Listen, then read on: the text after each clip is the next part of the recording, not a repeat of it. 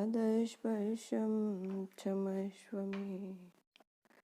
गंगे च यमुने चैव गोदावरी सरस्वती नर्मदा सिंधु कावेरी जलेऽस्मिन् सन्निधिं कुरु।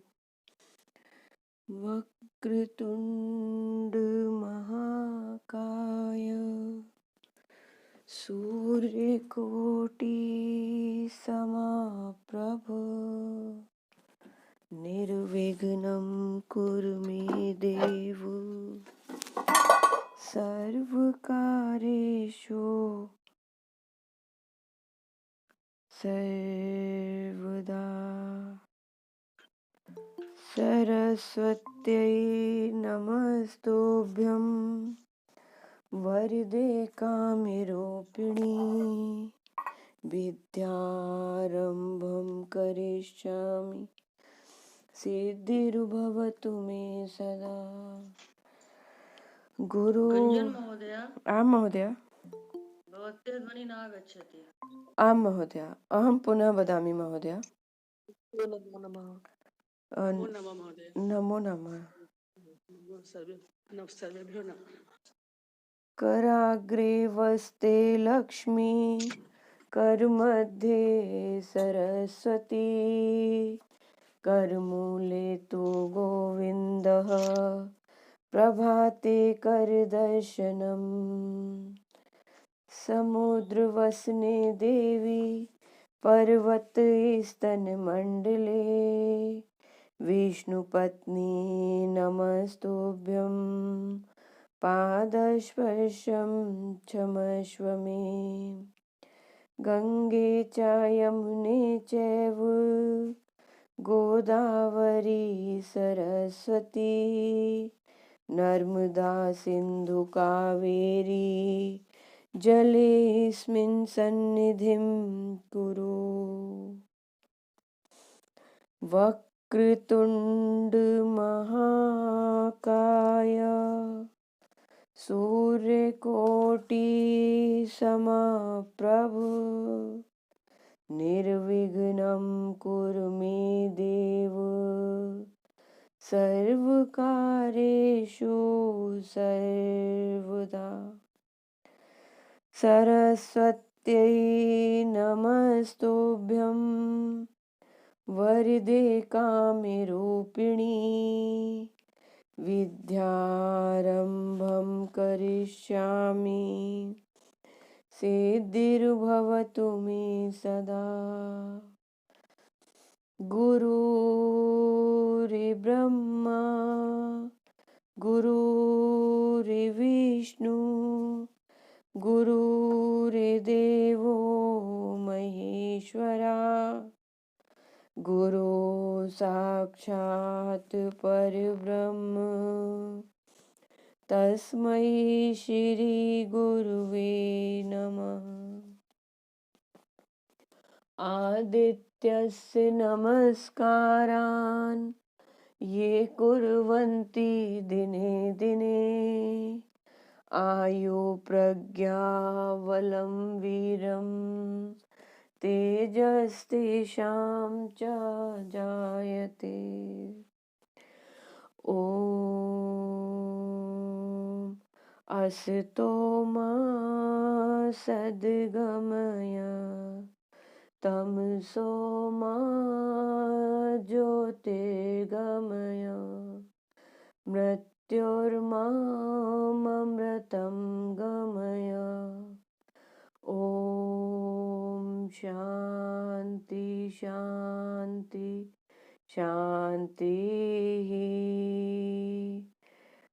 माहेश्वर सूत्र आई ओण रेल रिको ए ओंगाई औछाय वरट लण या मंगड़ न मुझा वैया घड़ दश जब गढ़ दश खप चटत चटत कपय शश सर हल। सर्वेभ्यो नमो नमः।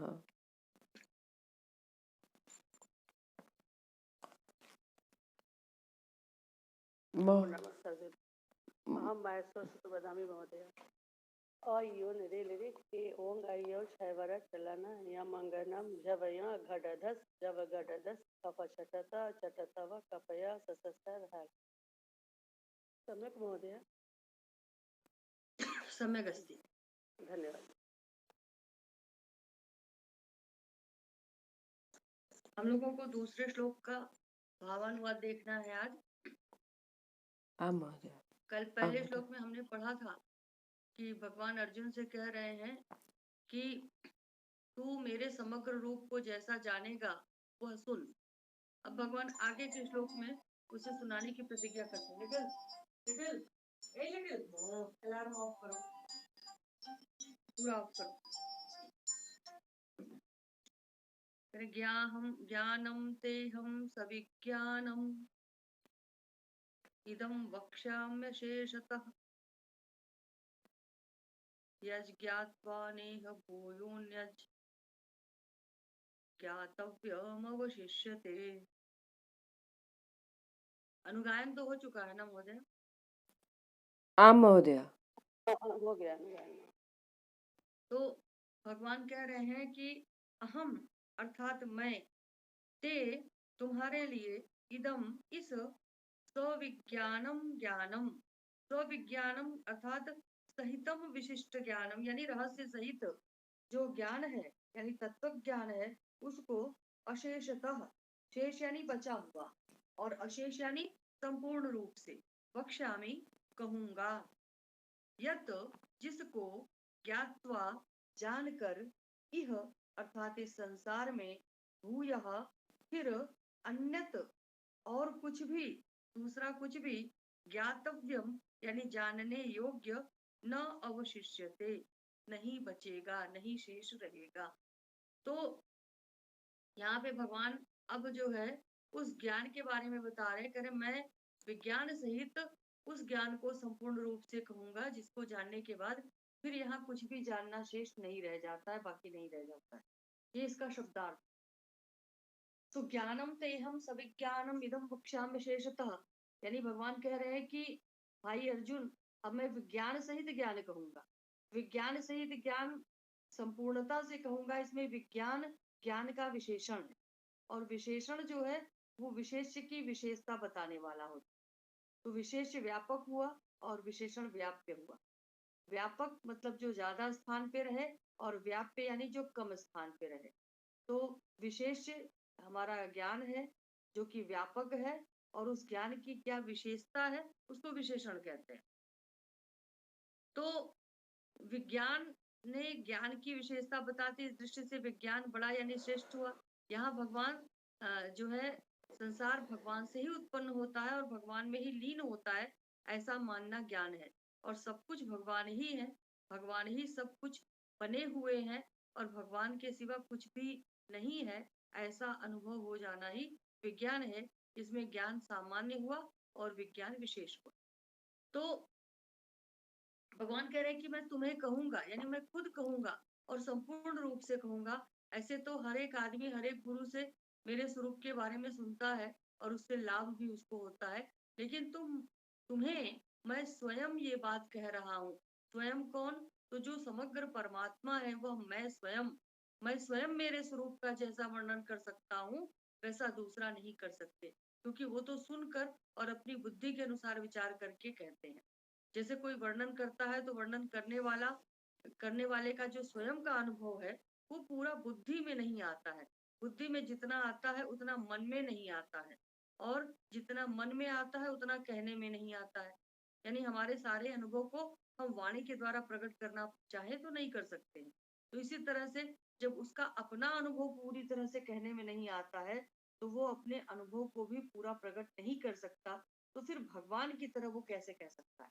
यानी ईश्वर की तरह कह पाना तो किसी के भी वश की बात नहीं है, क्योंकि उनकी बुद्धि समष्टि बुद्धि का एक छोटा सा अंश है संसार के जितने भी प्राणी हैं, इसलिए वो कितना जान सकते हैं। वो तो पहले से अनजान होकर फिर जानकार बनते हैं।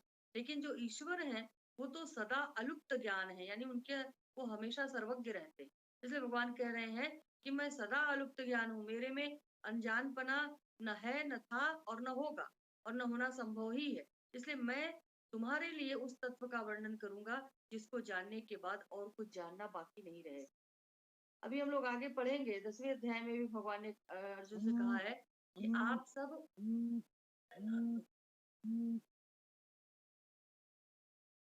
तो भगवान उसमें कह रहे हैं कि आप अपनी अर्जुन कह रहे हैं भगवान से कि आप अपनी सभी विभूतियों को कहने में समर्थ हैं और उसके उत्तर में भगवान कहते हैं कि मेरे विस्तार का अंत नहीं है, इसलिए मैं प्रधानता से कहूंगा। भगवान ने कहा है कि संसार के कण कण को गिनना संभव है, लेकिन मेरी विभूतियों की गणना संभव नहीं है। और फिर अंत में कहते हैं कि मेरी विभूतियों का अंत नहीं, नान्तोऽस्मि मम दिव्या नाम विभूति नाम परम तप। तो यहाँ भगवान कह रहे हैं कि मैं विज्ञान सहित ज्ञान को संपूर्णता से कहूंगा, शेष नहीं रखूंगा, अशेषतः कहूंगा। इसका मतलब ये समझना चाहिए कि मैं तत्व से कहूंगा, तत्व से कहने के बाद जानना कुछ भी बाकी नहीं रहेगा। तो अभी आगे जो 10वां विभूति और योग की बात आई है उसमें उसमें भगवान की विभूतियों का और योग का अंत नहीं है। मतलब ये है कि विभूतियों का यानी भगवान की जो अलग अलग शक्तियां हैं उनका और भगवान के योग का यानी सामर्थ्य और ऐश्वर्य का भी अंत नहीं आता है। श्री रामचरितमानस में तुलसीदास जी ने भी कहा है कि निर्गुण रूप सुलभ अति सगुण जान नहीं कोई, सुगम अगम नाना चरित सुनि मुनि मन भ्रम होई।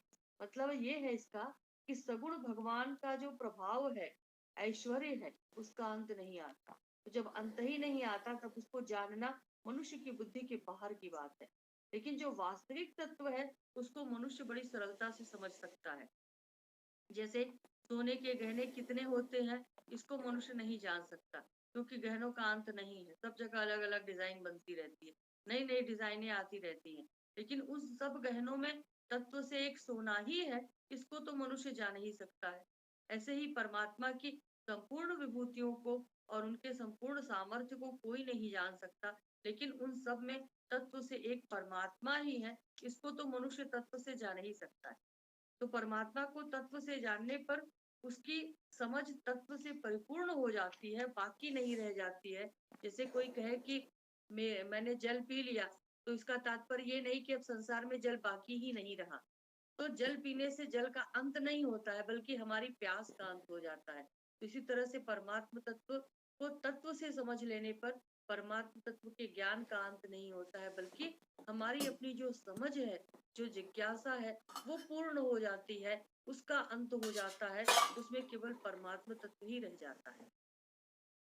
तो अभी हम 10वें अध्याय में हम लोग पढ़ेंगे, उसमें भगवान ने कहा है कि मेरे प्रकट होने को देवता और महर्षि नहीं जानते, और वही कहा है कि जो मुझे अज और अनादि जानता है वो मनुष्यों में असमूढ़ है और वो संपूर्ण पापों से मुक्त हो जाता है। तो जिसे देवता और महर्षि नहीं जान सकते उसे मनुष्य जान ले, ये कैसे हो सकता है?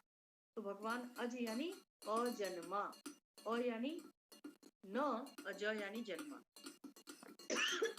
तो भगवान कभी जन्म नहीं लेते और अनादि है, यानी उनका कभी आरंभ नहीं हुआ है, आदि नहीं।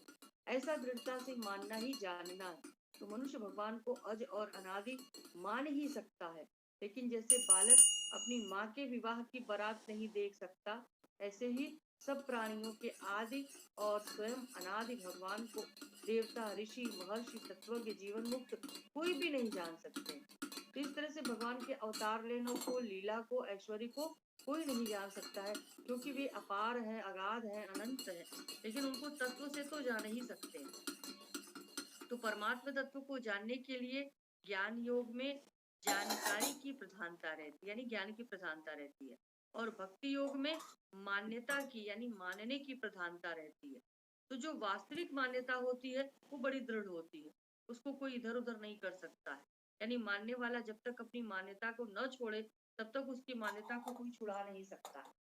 और जैसे मनुष्य ने संसार और संसार के पदार्थों को अपने लिए उपयोगी मान रखा है, तो इस मान्यता को स्वयं छोड़े बिना दूसरा कोई छुड़ा नहीं सकता। लेकिन स्वयं इस बात को जान ले कि ये सब पदार्थ उत्पन्न और नष्ट होने वाले हैं, तो इस मान्यता को मनुष्य सरलता से छोड़ सकता है, क्योंकि ये मान्यता असत्य है, झूठी है। और जब असत्य मान्यता को भी दूसरा कोई छुड़ा नहीं सकता, तब जो वास्तविक परमात्मा सबके मूल में है उसको कोई मान ले तो ये मान्यता कैसे छोड़ सकती है? क्योंकि ये मान्यता तो सत्य है, ये यथार्थ मान्यता है, ज्ञान से कम नहीं होती है, बल्कि ज्ञान के समान ही दृढ़ होती है। तो भक्ति मार्ग में मानना ही सबसे बड़ी बात होती है। जैसे अभी हम लोग 10वें अध्याय में पढ़े कि वहां अर्जुन ने कहा है कि अर्जुन से भगवान कह रहे हैं कि हे महाबाहु अर्जुन, मैं तेरे हित के लिए तेरे परम श्रेष्ठ वचन कहता हूँ, तुम उसको सुनो, तुम इस वचन को मान लो। तो वहां भक्ति का प्रकरण है, इसलिए वहां भगवान मानने की बात कहते हैं। ज्ञान मार्ग में जानना मुख्य होता है। और आगे भी हम लोग पढ़ेंगे, 14वें अध्याय में भी आया है, भगवान कह रहे हैं कि मैं फिर से ज्ञानों में उत्तम और सर्वोत्कृष्ट ज्ञान कहता हूँ, जिसको जानने से सबके सब मुनि परम सिद्धि को प्राप्त होंगे। तो चूंकि वहां पे ज्ञान का प्रकरण चल रहा है, इसलिए वहां जानने की बात कहते हैं। तो भक्ति मार्ग में मनुष्य मान करके जान लेता है, और ज्ञान मार्ग में मनुष्य जान करके मान लेता है। तो पूर्ण होने पर दोनों की एकता हो जाती है। अब यहाँ पे ज्ञान और विज्ञान की जो विशेष बात है, उसको थोड़ा सा ध्यान देने की जरूरत है। तो संसार ईश्वर से उत्पन्न होता है और उन्हीं में लीन हो जाता है, इसलिए भगवान इस संसार के महाकारण है, ऐसा मानना ज्ञान है। और ज्ञान के सिवा कोई चीज है ही नहीं, सब कुछ भगवान ही है, स्वयं भगवान ही सब कुछ बने हुए हैं, ऐसा अनुभव हो जाना विज्ञान है। तो अपरा और परा प्रकृति मेरी है। परा यानी जो सबसे सूक्ष्म प्रकृति, और अपरा यानी जो कुछ भी हमें दिखाई पड़ रहा है, ये पंच महाभूत है, पंच तन्मात्र है, हमारी जो इंद्रियां हैं, हाँ, तो ये सारी चीजें अपरा प्रकृति। इनके संयोग से संपूर्ण प्राणियों की उत्पत्ति होती है, और मैं इस संपूर्ण जगत का महाकारण हूँ, ऐसा कहकर भगवान ने ज्ञान बताया। तो मेरे सिवा अन्य कोई है ही नहीं। सूत के धागे में उस सूत की बनी हुई मणियों की तरह सब कुछ मेरे में ही ओतप्रोत है, ऐसा कहकर भगवान ने विज्ञान को बताया है। तो जैसे जल में रस, चंद्र सूर्य में प्रभा, मैं हूँ, संपूर्ण भूतों का सनातन बीज मैं हूँ, सात्विक राजस और तामस भाव मुझसे ही होते हैं, ऐसा कहकर भगवान ने ज्ञान बताया। तो वो मेरे और मैं इन जो है इनमें नहीं हूँ, अर्थात सब कुछ मैं हूँ, क्योंकि इनमें स्वतंत्र सत्ता नहीं है, ऐसा कहकर इन्होंने विज्ञान बताया। तो जो मेरे सिवा गुणों की अलग सत्ता मान लेता है, वो मोहित हो जाता है।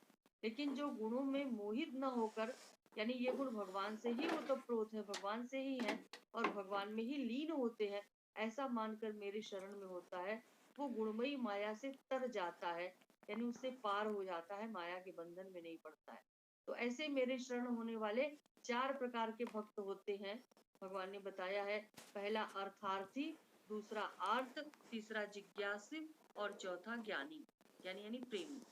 तो ये सभी उदार हैं, लेकिन ज्ञानी यानी प्रेमी मेरे मुझको अत्यंत प्रिय है, और वो मेरी आत्मा ही है, ऐसा कहकर ज्ञान बताया है। जिसको सब कुछ वासुदेव ही है ऐसा अनुभव हो जाता है, वो महात्मा अत्यंत दुर्लभ है, ऐसा कहकर भगवान ने विज्ञान शब्द बताया। ये आगे हम लोग पढ़ेंगे, ये चर्चाएं आएंगी। तो मुझको न मानकर जो कामनाओं के कारण देवताओं के शरण में जाते हैं, उनको अंत वाला फल यानी जन्म और मृत्यु मिलता है, और जो मेरे शरणागत हो जाते हैं, उनको मैं मिल जाता हूँ।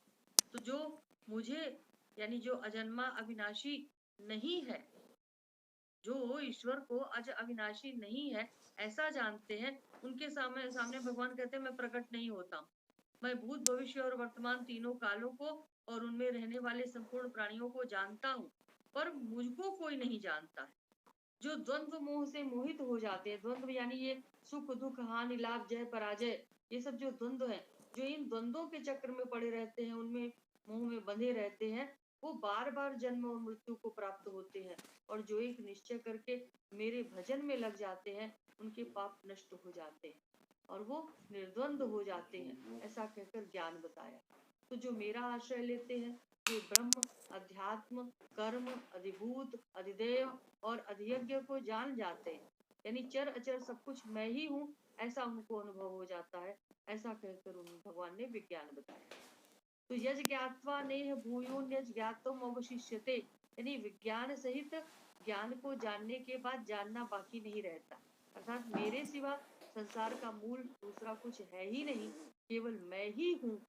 मत्तः परतरम नान्यत् किंचिदस्ति धनंजय, हम लोग पढ़ेंगे इसको भी।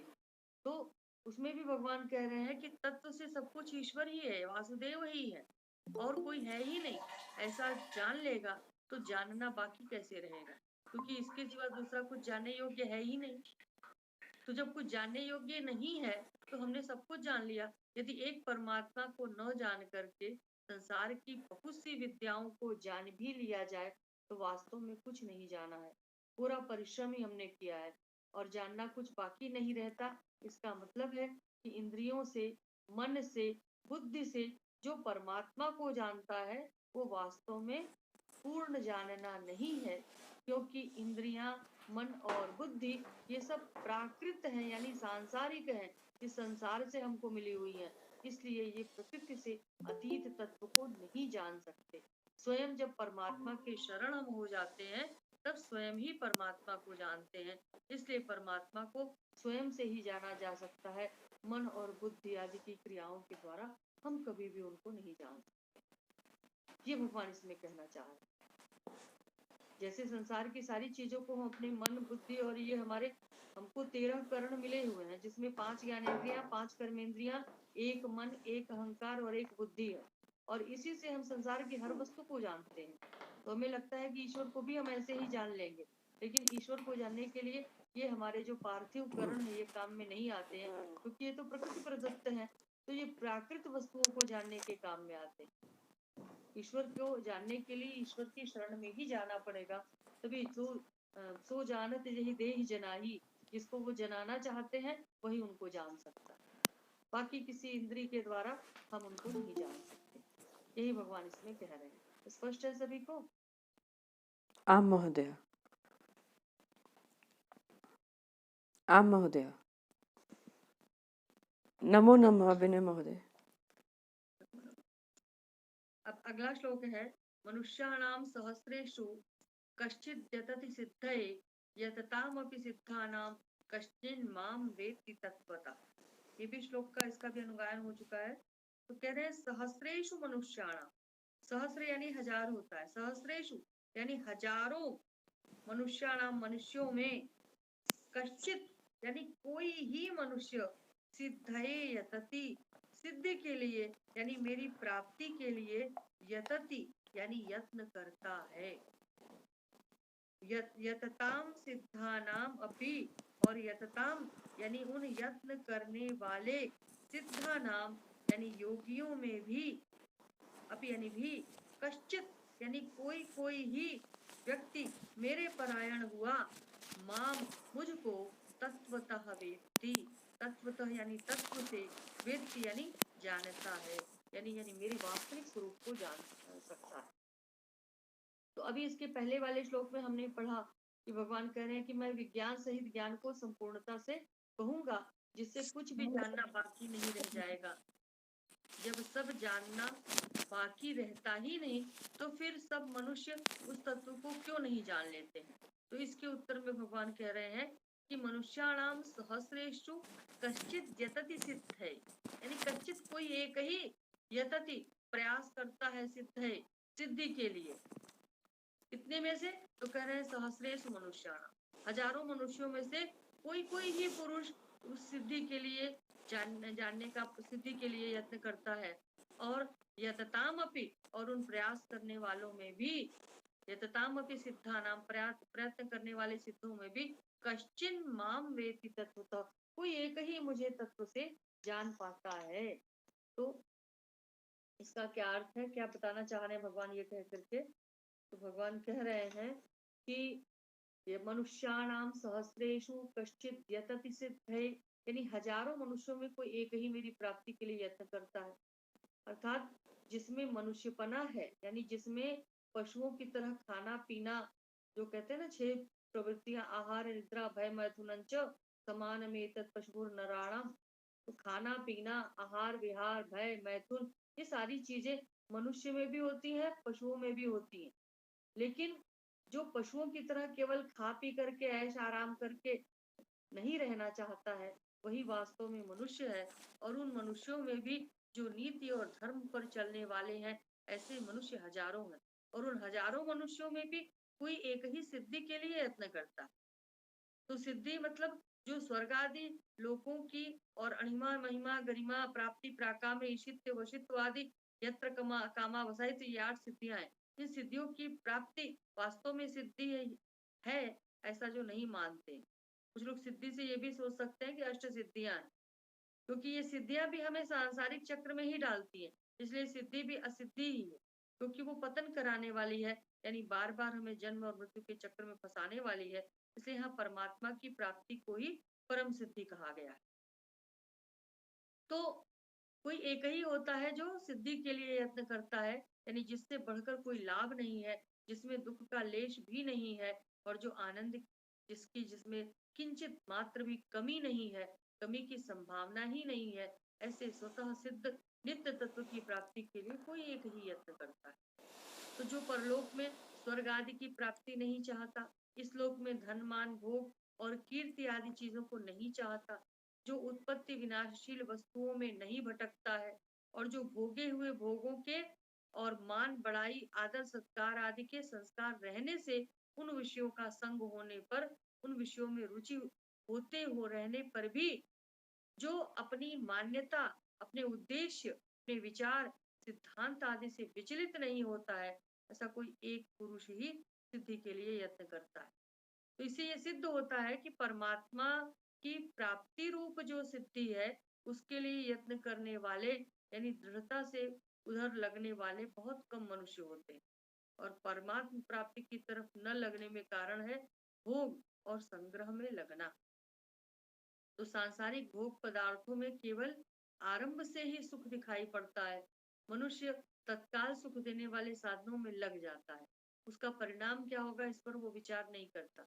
तो अगर वो भोग और ऐश्वर्य के परिणाम पर विचार करने लग जाए कि भोग और संग्रह के अंत में कुछ नहीं मिलेगा, हम खाली रह जाएंगे, उनकी प्राप्ति के लिए किए हुए पाप कर्मों के फलस्वरूप हमें 84 लाख योनियों और नरकों के दुख में, नरक रूपी जो दुख है, उस नरक में दुख ही दुख भोगना होगा, तो परमात्मा के साधन में लग जाएंगे।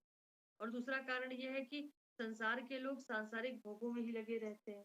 उनमें से कुछ लोग संसार के भोगों से ऊंचे भी उठते हैं, तो वो परलोक के या स्वर्ग की जो भोग भूमियां हैं, उनकी प्राप्ति में लग जाते हैं।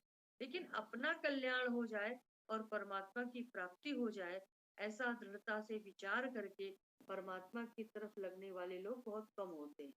तो इतिहास भी अगर हम उठा करके देखें, तो सकाम भाव से तपस्या करने वाले, हाँ, इस तरह की साधना करने वाले के चरित्र हमें विशेष रूप से दिखाई पड़ेंगे, लेकिन कल्याण के लिए तत्परता से साधन करने वालों के चरित्र बहुत कम आते हैं। तो वस्तुतः परमात्मा की प्राप्ति कठिन या दुर्लभ नहीं है, बल्कि इधर सच्ची लगन से तत्परता पूर्वक लगने वाले लोग बड़े कम हैं। तो इधर दृढ़ता से न लगने में जो संयोग जन्य सुख है, उस सुख की तरफ आकृष्ट होना और परमात्म तत्व की प्राप्ति के लिए भविष्य की आशा रखना ही खास कारण है। अब ये भविष्य के प्रति आशा रखना मतलब परमात्मा सब देश में, सब काल में, संपूर्ण व्यक्तियों में, सब वस्तुओं में, सब घटनाओं में, सब परिस्थिति में और संपूर्ण क्रियाओं में स्वतः परिपूर्ण रूप से विद्यमान है। इसलिए उनकी प्राप्ति में भविष्य का कोई कारण ही नहीं है। परमात्मा जो है वो कर्मजन्य नहीं है, तो जो वस्तु कर्म से उत्पन्न होती है वो भविष्य में मिलती है, क्योंकि जो वस्तु कर्मजन्य होती है वो उत्पत्ति और विनाशशील होगी, और उसमें देश काल की दूरी होती है, इसलिए उसी के लिए भविष्य होता है। तो मनुष्य ये विचार करे कि परमात्मा सब देश में है, तो यहाँ भी है। जहाँ जब यहाँ है तो कहीं जाने की जरूरत ही नहीं है। परमात्मा सब समय में है, तो अभी भी है, और जब अभी है तो फिर भविष्य में क्यों? तो परमात्मा सब में है तो मुझ में भी है। जब मुझ में है तो किसी दूसरे में खोजने की हमें पराधीनता ही नहीं है, और परमात्मा सबके हैं तो मेरे भी हैं। जब मेरे हैं तो मुझे अत्यंत प्यारे होने चाहिए, क्योंकि अपनी चीज सबको प्रिय होती है। तो साथ ही साथ परमात्मा सबसे उत्कृष्ट है, यानी उनसे बढ़कर कोई है ही नहीं।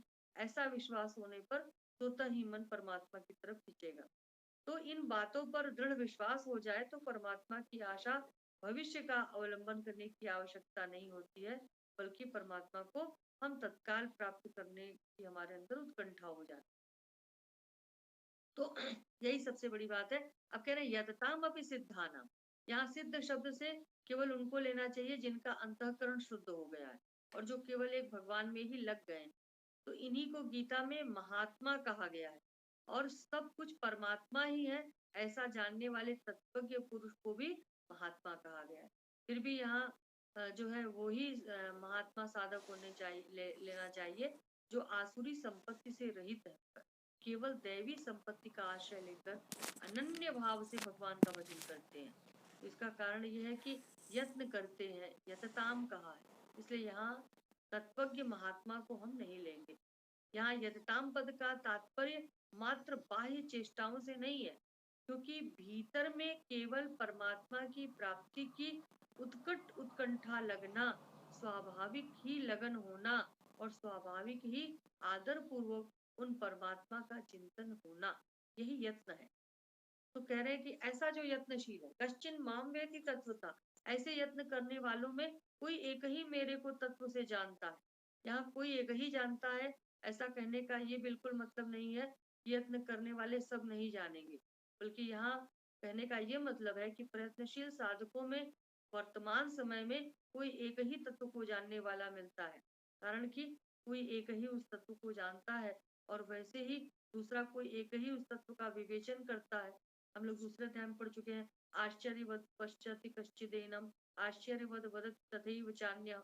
हाँ, तो तथैव चान्यः यानी वैसे ही दूसरा कोई, यानी कहने का मतलब ये है कि न जानने वाला नहीं है, क्योंकि जो नहीं जानता वो क्या कहेगा और कैसे कहेगा। इसलिए दूसरा कोई कहने का तात्पर्य है कि जानने वालों में से कोई एक उसका विवेचन करने वाला होता है। दूसरे जितने भी जानकार हैं वे स्वयं तो जानते हैं, पर विवेचन करने में, दूसरों को समझाने में सब के सब समर्थ नहीं होते हैं।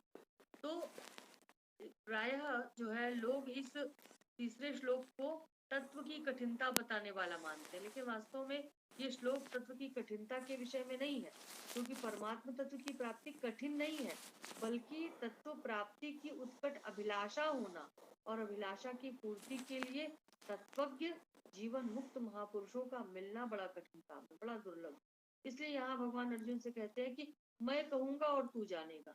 तो अर्जुन जैसा अपने श्रेय का प्रश्न करने वाला और भगवान जैसा सर्वज्ञ कहने वाला मिलना बड़ा दुर्लभ है। और वास्तव में देखा जाए तो केवल उत्कट अभिलाषा होना ही दुर्लभ है, क्योंकि अभिलाषा होने पर उसको जनाने की जिम्मेदारी भगवान पे आ जाती है। तो यहाँ तत्वतः कहने का मतलब है कि वह मेरे तत्व को, यानी सगुण निर्गुण साकार निराकार शिव शक्ति गणेश सूर्य विष्णु आदि रूपों में प्रकट होने वाले और समय समय पर तरह तरह के अवतार लेने वाले मुझको तत्व से जान लेता है, यानी उसके जानने में किंचित मात्र भी संदेह नहीं रहता और उसके अनुभव में एक परमात्म तत्व के सिवा संसार की किंचित मात्र भी सत्ता नहीं रहती है। तो ये भगवान ने यहाँ पर बताया कि वह तत्व कैसा है और उसको जानने के बाद क्या स्थिति हो जाती है और कितने लोग उसको जान पाते हैं वास्तव में। समय कितना हुआ महोदय? 7:42 हो चुका है। करिए, शांति पाठ कर लीजिए। आम महोदय। 7:42 की 6:42? सॉरी महोदय, 6:42 हुआ है। 6:43 हो गया महोदय। ओम सर्वे भवन्तु सुखिनः सर्वे सन्तु निरामयाः सर्वे भद्राणि पश्यन्तु मा कश्चित् दुःखभाग् भवेत्। ओम शांति शांति शांति। जयतु संस्कृतम जयतु भारतम। धन्यवाद महोदया, धन्यवाद महोदय। पुनर्मिलामः। सुप्रभातम। सर्वेभ्यो नमो नमः। सर्वेभ्यः नमो नमः। नमो नमः विनय महोदय। सर्वेभ्यो नमो नमः। नमो नमः विनय महोदय। महोदया विनय महोदय केवल सुना करेंगे। अच्छा अच्छा जी महोदया। सर्व- सर्वेभ्यो नमो नमः। सर्वेभ्यो नमः।